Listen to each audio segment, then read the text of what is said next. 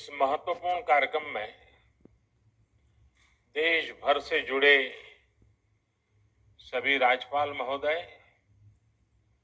Lieutenant governors, केंद्रीय मंत्रिमंडल के मेरे साथीगण, रिजर्व बैंक के गवर्नर, राज्यों के मुख्य सचिव, अलग अलग इंडस्ट्री एसोसिएशन से जुड़े साथीगण, स्टार्टअप, फिनटेक की दुनिया से जुड़े मेरे युवा साथी, बैंकों के वरिष्ठ अधिकारीगण और मेरे प्यारे भाइयों और बहनों, आज देश डिजिटल गवर्नेंस को एक नया आयाम दे रहा है।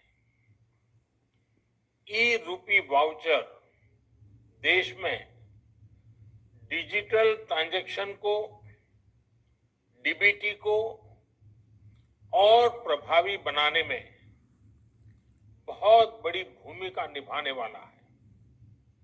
इससे टारगेटेड, ट्रांसपेरेंट और लीकेज फ्री डिलीवरी में सभी को बड़ी मदद मिलेगी।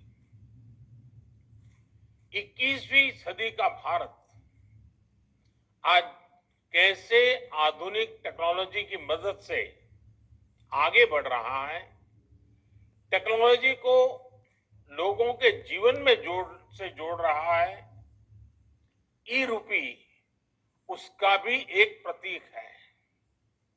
और मुझे खुशी है कि शुरुआत उस समय हो रही है जब देश आजादी के 75 वर्ष पर अमृत महोत्सव मना रहा है।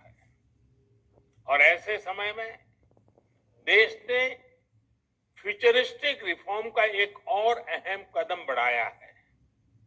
साथियों, सरकार ही नहीं, अगर कोई सामान्य संस्था या संगठन किसी के इलाज में, किसी की पढ़ाई में या दूसरे काम के लिए कोई मदद करना चाहता है तो वो कैश के बजाय ई रूपी दे पाएगा।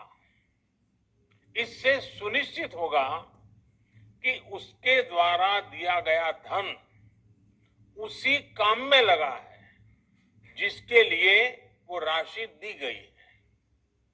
अभी शुरुआती चरण में ये योजना देश के हेल्थ सेक्टर से जुड़े बेनिफिट्स पर लागू की जा रही है।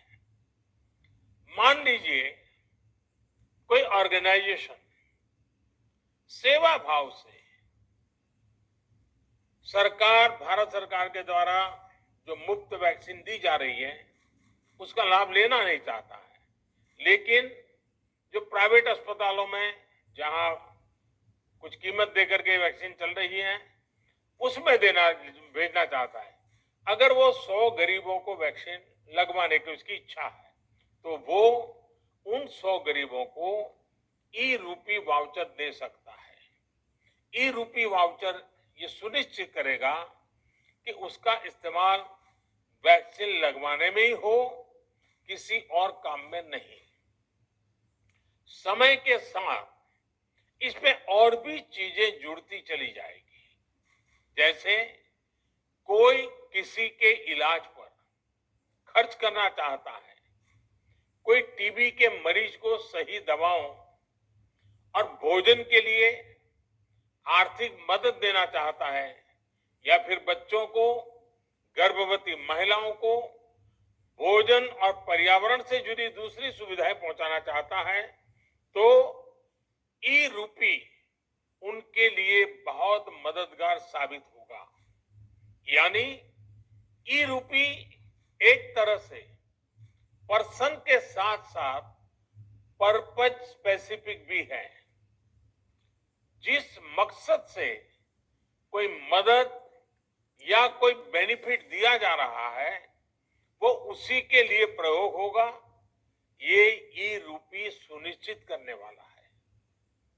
कोई अब अगर चाहेगा कि वो वृद्धाश्रम में 20 नए बेड लगवाना चाहता है तो ई रूपी वाउचर उसकी मदद करेगा। कोई किसी क्षेत्र में 50 गरीबों के लिए भोजन की व्यवस्था करना चाहता है तो ई रूपी वाउचर उसकी मदद करेगा। अगर कोई गौशाला में चारे की व्यवस्था करना चाहता है तो ई रूपी वाउचर उसकी भी मदद करेगा। इसे अगर राष्ट्रीय परिप्रेक्ष्य में देखें तो अगर सरकार द्वारा किताबों के लिए पैसा भेजा गया है तो ई रूपी ये सुनिश्चित करेगा कि किताबें ही खरीदी जाएं। अगर यूनिफॉर्म के लिए पैसा भेजा है तो उससे यूनिफॉर्म ही खरीदी जाए।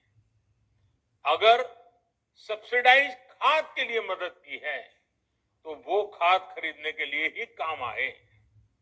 गर्भवती महिलाओं के लिए दिए गए कैश से सिर्फ पोषक आहार ही खरीदा जा सके, यानी पैसा देने के बाद हम उसका जो इस्तेमाल चाहते हैं ई रूपी वाउचर उसे सिद्ध करेगा।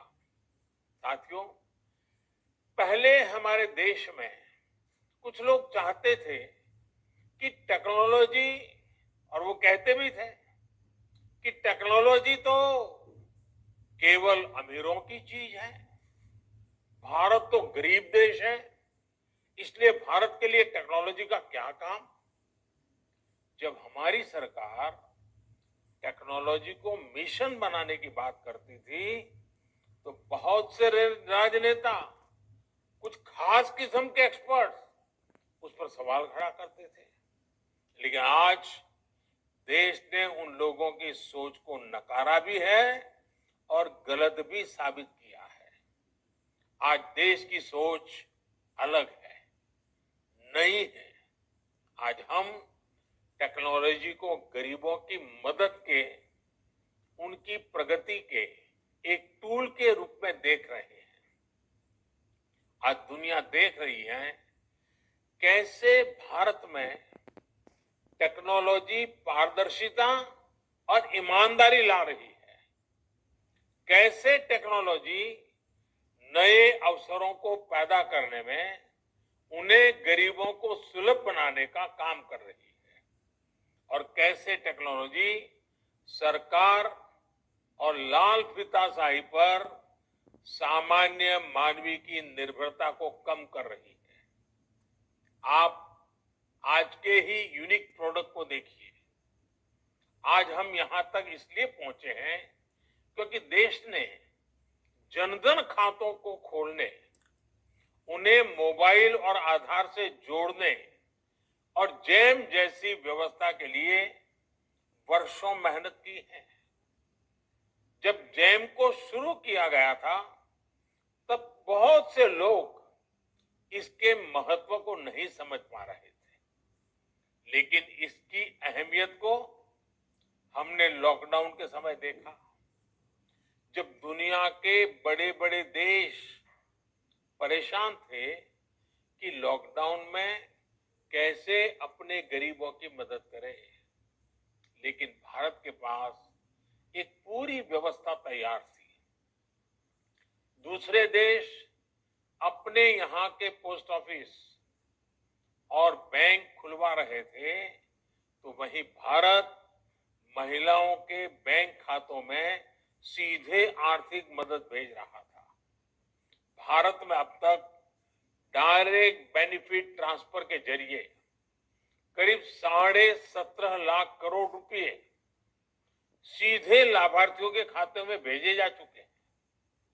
आज केंद्र सरकार 300 से ज्यादा योजनाओं का लाभ डीबीटी के माध्यम से, डायरेक्ट बेनिफिट ट्रांसफर के माध्यम से लोगों तक पहुंचा रही है।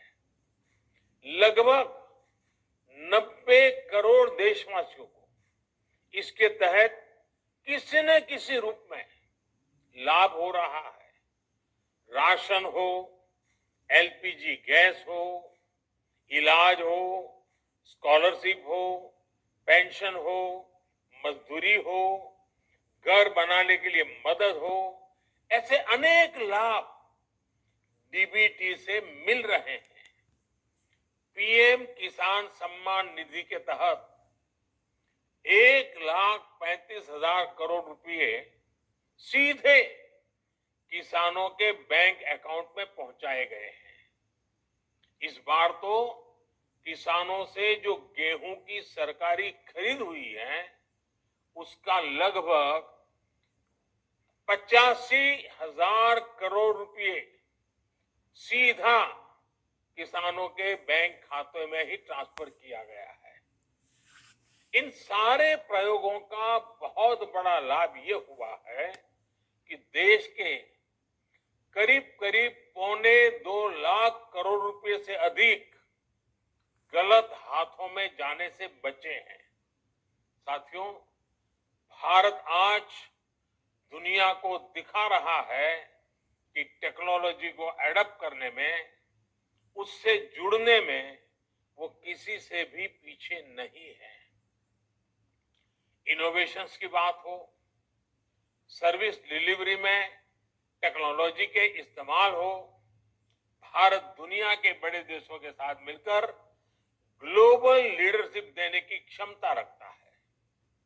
पिछले 7 सालों में भारत ने अपनी प्रगति को जो गति दी है, उसमें टेक्नोलॉजी के सही इस्तेमाल की बड़ी भूमिका है।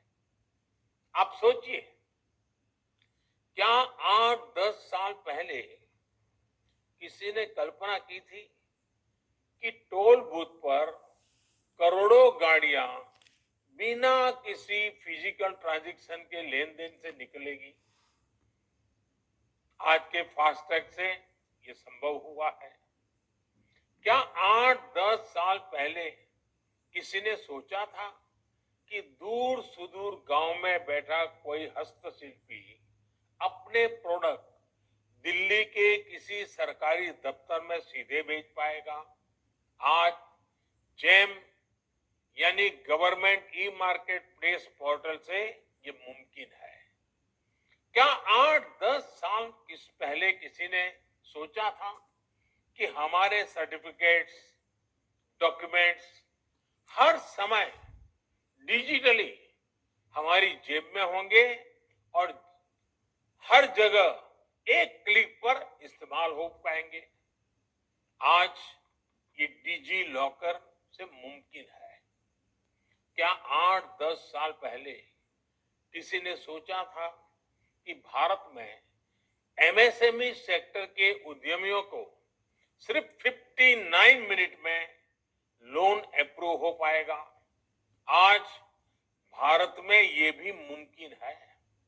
और इसी तरह 8-10 साल पहले क्या आपने सोचा था कि आप किसी काम के लिए एक डिजिटल वाउचर भेजेंगे और काम हो जाएगा? आज ये भी ई रूपी के जरिए मुमकिन हो चुका है। मैं से कितने ही उदाहरण आपको गिना सकता हूं। इस महामारी के दौरान भी देश ने तकनीक की ताकत को महसूस किया है। आरोग्य सेतु ऐप का उदाहरण भी हमारे सामने है। आज ये ऐप सबसे ज्यादा डाउनलोडेड ऐप में से एक है।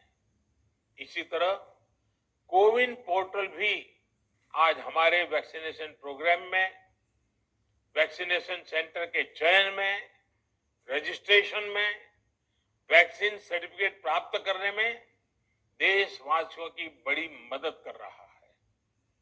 पुरानी व्यवस्था चल रही होती तो वैक्सीनेशन लगवाने के बाद सर्टिफिकेट के लिए दौड़ना पड़ रहा होता है। दुनिया के कई बड़े देशों में भी आज पेपर पर हाथ से लिख करके सर्टिफिकेट दिया जा रहा है, लेकिन भारत के लोग एक क्लिक में डिजिटल सर्टिफिकेट डाउनलोड कर रहे हैं। इसलिए आज भारत का कोविन सिस्टम दुनिया के कई देशों को आकर्षित कर रहा है। भारत इसे दुनिया के साथ साझा भी कर रहा है।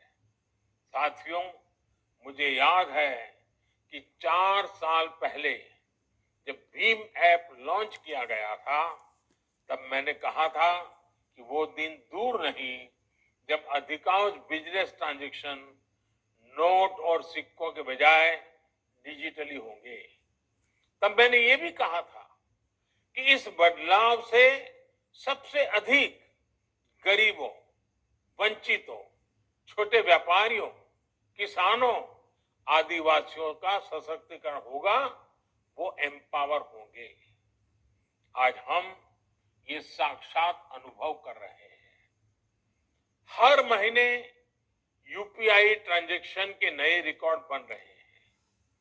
जुलाई महीने में 300 करोड़ से अधिक ट्रांजैक्शन यूपीआई से हुए हैं, जिसमें 6 लाख करोड़ रुपए का लेन देन हुआ है। आज चाय, जूस और फल सब्जी का ठेला लगाने वाले भी इसका उपयोग कर रहे हैं। वहीं भारत का रुपे कार्ड भी देश का गौरव बढ़ा रहा है। सिंगापुर, भूटान में भी इसे लॉन्च किया जा चुका है। आज देश में 66 करोड़ रुपए कार्ड हैं और देश में हजारों करोड़ रुपए का ट्रांजैक्शन रुपे कार्ड से भी हो रहा है। इस कार्ड ने गरीब को भी सशक्त किया है, उसे इस भावना से भरा है कि वो भी अपने पास डेबिट कार्ड रख सकता है, उसका इस्तेमाल कर सकता है। साथियों, टेक्नोलॉजी कैसे गरीबों को सशक्त करती है, इसका एक और उदाहरण है पीएम स्वनिधि योजना। हमारे देश में तो रेहड़ी पटरी वाले, ठेला चलाने वाले भाई बहन हैं, उनके फाइनेंशियल इंक्लूजन के बारे में पहले कभी नहीं सोचा गया था। अपना काम आगे बढ़ाने के लिए उन्हें बैंक से मदद मिलना असंभव था।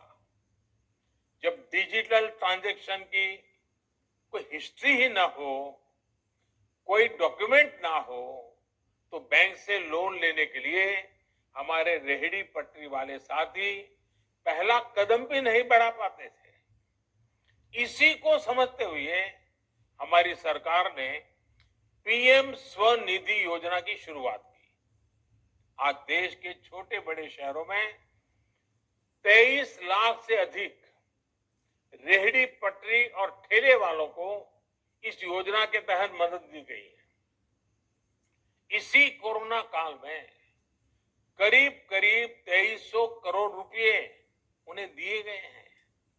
ये गरीब साथी अब डिजिटल ट्रांजैक्शन कर रहे हैं और अपना लोन चुका रहे हैं। यानी अब उनके लेन देन की एक डिजिटल हिस्ट्री बन रही है।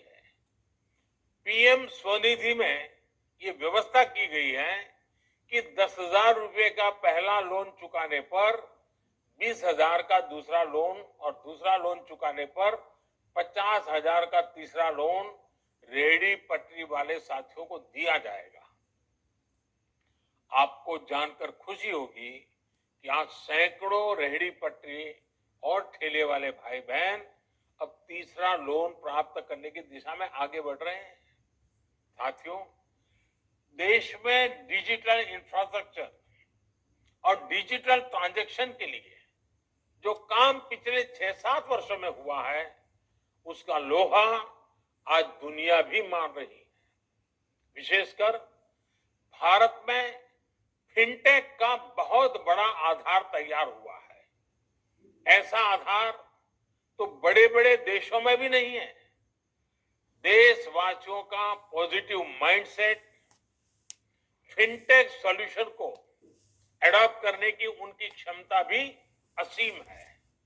इसलिए ये आज भारत के युवाओं, भारत के स्टार्टअप इकोसिस्टम के लिए भी बेहतरीन मौका है।